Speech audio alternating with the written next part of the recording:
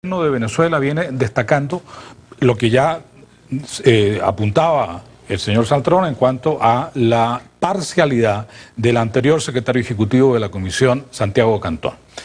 Al extremo que el gobierno de Venezuela llegó a señalar que, a plantear que mientras no saliera Santiago Cantón de la Comisión, no se iba a permitir una visita de la Comisión Interamericana a Venezuela. Sí. No solamente eso, de acuerdo con información que hoy día es pública y que no ha sido desmentida ni por el gobierno de Venezuela, ni por el secretario ejecutivo, el secretario general de la Organización de Estados Americanos.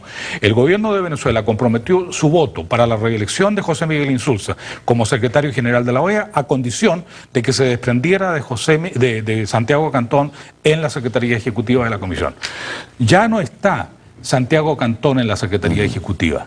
Ya no es el secretario ejecutivo de la Comisión Interamericana de Derechos Humanos. Hay un secretario ejecutivo nuevo. Entonces, ahora, ¿qué es lo que inventa el gobierno? Dice, bueno, mire, no, de lo que se trata es de que haya una confabulación de la Comisión y de la Corte Interamericana de Derechos Humanos en contra del gobierno de Venezuela. Más el imperio norteamericano, que es el planteamiento político que se realiza también.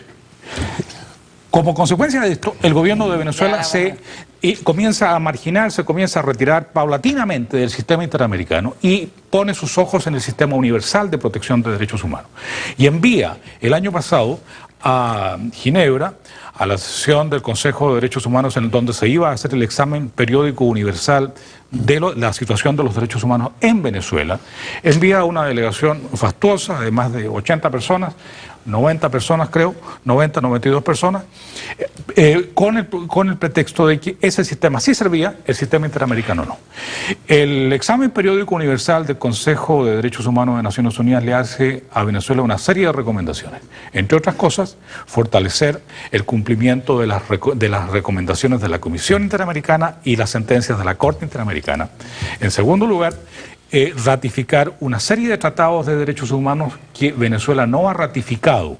Por ejemplo, la Convención sobre Personas Desaparecidas, la Convención Internacional sobre Personas Desaparecidas, por ejemplo, la Convención sobre Personas Discapacitadas, sobre Trabajadores Migratorios, en fin. Una serie de tratados internacionales nuevos, recientes, que Venezuela no ha ratificado y que se le recomienda que lo haga.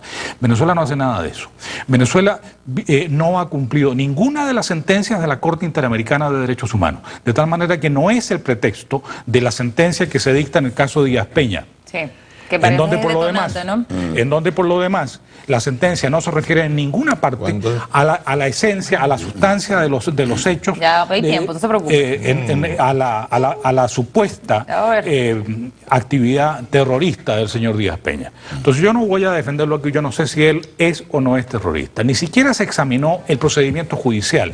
Lo único que se hizo sencillamente fue determinar que había violaciones de derechos humanos en otras áreas, en otros aspectos. Germán Saltrón. Y por lo tanto se condenó al Estado venezolano. Una excusa del Estado venezolano entonces para incumplir las decisiones tanto de la Corte. Primero y principal, no es cierto que Venezuela no ha cumplido.